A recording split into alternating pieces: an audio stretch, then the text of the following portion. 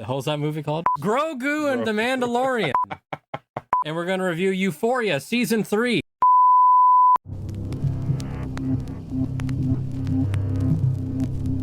Finally, we're back together on the channel. Josh is going to be helping me with some reviews. You might see him pop up throughout the week. He's helping me get caught up on some of these summertime things that I've just been overwhelmed with. Haven't been able to catch all of them. Anyway, so yeah, we're going to talk about Euphoria Season 3. For those of you who don't know, Season 2 really kind of left off in a way that was like, I was good with that, but they did want to make another season to kind of end the trilogy, so to speak. So we're kind of in a here we are now, or where are they now, rather. When you hear the term Euphoria, what do you think? Zendaya, for whatever reason, just pops into my head. I mean, what about you? Well, I'm going to break down the root word of the title there, buddy. The root word of that title is euphoric. Was the sin-off euphoric? To me, this is still the same show. Like, one of the big questions I asked, because of all the sort of, even before the thing came out, like there was a lot of strong reaction to it, and I just wondered like what changed. And watching this season, I don't think anything really changed with this show. Like, I think that we're definitely in a new setting. There's a lot more of a Western vibe to this season for sure, but I do look at this and I say the show is the same. Like, they are still making Euphoria through and through, and I think the culture just changed around us. Is it euphoric? Maybe not as much as the prior two seasons, but did I still dig it a lot? Is it still euphoric? Yeah. My views on the show have been recently is in the first episode, Rue, the titular euphoric, she's in a van and she's some form of, what would you call it, SUV. Like, yeah, and she's driving across country. She's muling the drug, and I don't know if you noticed, the jacket she's wearing is the jacket from Fear and Loathing in Las Vegas.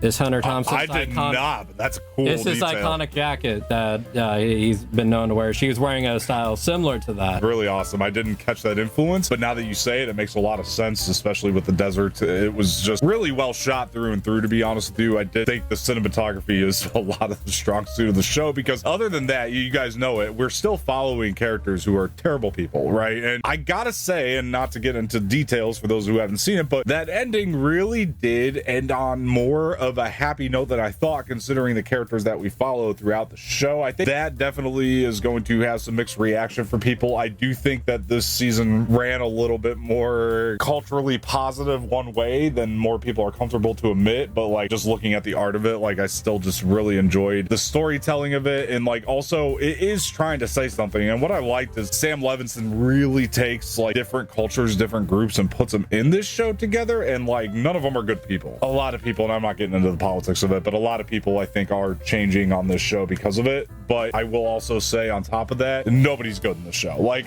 there's not a character that you look at and say that's a good person right there. Like, everybody has flaws, everybody is terrible to some degree. I think what holds it though for me, like, honestly, was the performances. Like, mostly, like, I still think that they're there and they're strong. It does suffer a little bit sometimes, because I think it's Zendaya, Sweeney, Jacob Elordi. That means something different now to have starring in your show than it did when you were making season 2, right? And I did think that was somewhat noticeable. I'm still very impressed with like how well balanced it all was, even having those big names and having to work around those schedules. You see, the word euphoria brings a view of you hitting some form of positive feeling, you know, of That's true. And these are bad people, and each character has their own vice, if you would. Muling drugs, even though they're more indebted to it due to past sins. Now, there is a very strong Christian theme throughout this. Yeah, I was trying to avoid that, but well, no, you're right. I was just trying to say it without saying it. That's the saying, though. But I don't think at one point it felt preachy about it. Never. I think that's what I mean. It's like, because they use so many different types of groups. But what I think of, like, to your different type of groups, point, Rue's story became a Christian story in the sense, because that's what she needed for her salvation, her own euphoria, if you would. Lexi's euphoria, because she buried herself into her career that was her vice. She kind of became like a workaholic. Gave up her views and all this because she didn't want to. Remember, she was against her sister's OnlyFans account. But then she used her sister's OnlyFans for her own benefit. Right. Very similar to Maddie, I mean, her manager, I guess that'd be the term.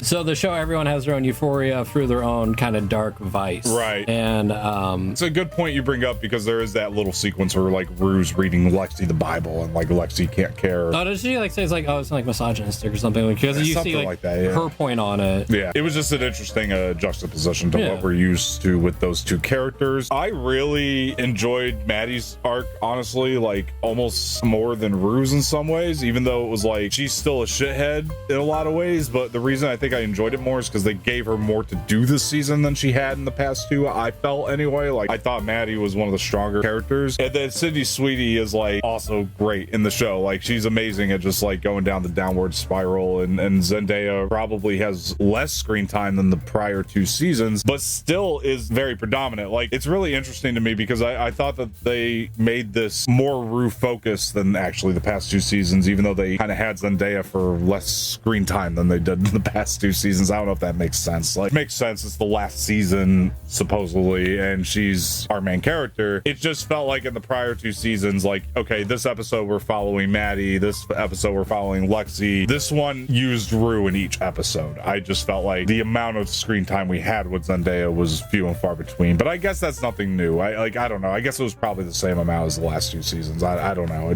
I really liked her payoff though. I thought the way they paid Rue off in this was excellent. I thought they gave her a great ending. I think that's where people are going to be mostly divided, is on the ending for Rue. The ending was fine. Elordi's amazing, by the way. Steals every scene he's in. Like, he's becoming one of my favorite actors. His story, you know what I said, like Maddie I thought might have been the most compelling, like thinking on it. Check out Elordi. When he's in there, it's one of the most entertaining things to watch. Like, I think he is such a scene stealer. There was that dumb line that he had.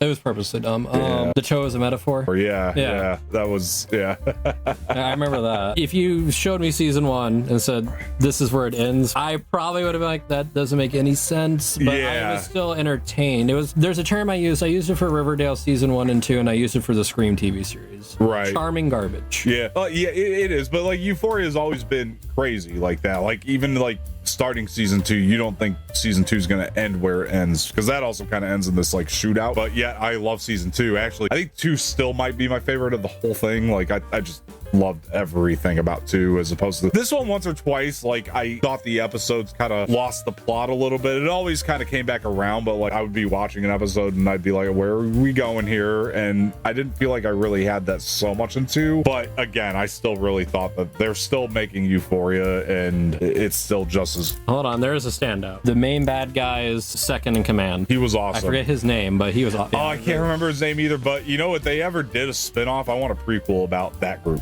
Like, that would be the way to go if they ever did spin off this thing. Alamo Brown is such a standout as well. Like, I thought that... Do I look like a little man? Are these the pants of a little man? HBO, if you are going to do anything else with this property, it's the Alamo Brown prequel. That's what you do. I mean... Someone pitched Maddie doing a sequel series with her and the second in command, whose name I forget. That's interesting. I think she's retiring from Yeah, which we'll see.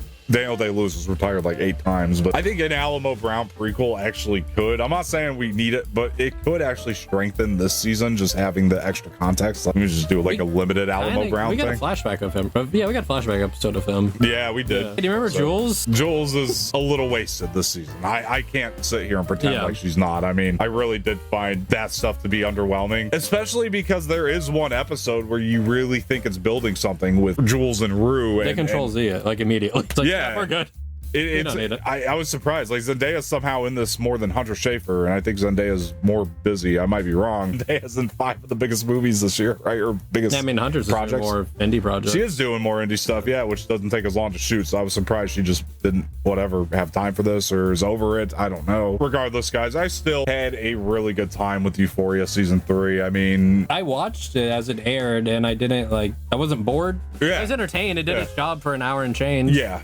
But I mean, at the end of the day, I don't think I'll ever go back to it or two. I don't think it's one of those, like, I wasn't like, I did watch it weekly for the most part. Like, I wasn't like, I have to watch, like, I didn't have that same craving to watch it like I did, like, maybe with season 2 or even season 1 for that matter. But like, I still did keep up with it weekly. It held me just enough. Sometimes I'd be like, okay, I hope this hour Euphoria holds me better than like last week. There was a couple like inconsistencies week to week viewing, but overall, I give it a C. C, yeah, like a C. Yeah. That's good. Watch it if you want. I mean, throw something on and throw it on. You'll be entertained. There's movement. There's sound. If I were grading still, I'd C plus. You know, like if you know, I mean, that's. There's a few funny quotes. Yeah, and Angus Cloud is mentioned throughout the season. I do think that they memorialize them actually extremely well. Let me hand that to the show right now. What did she says? Like much love in one of the scenes to him hanging up, and that was like one of his final tweets or something like that. I thought they did a great job, and thank you guys for joining. If you like what you saw here today, please like the video, subscribe to the channel, leave some feedback in the comment section, share this with your friends, hit the bell for notifications. My name is Dom. That's Josh. Thank you, Josh, for joining for this, and we will see you next time. Thank you guys for watching. We will talk to you guys later.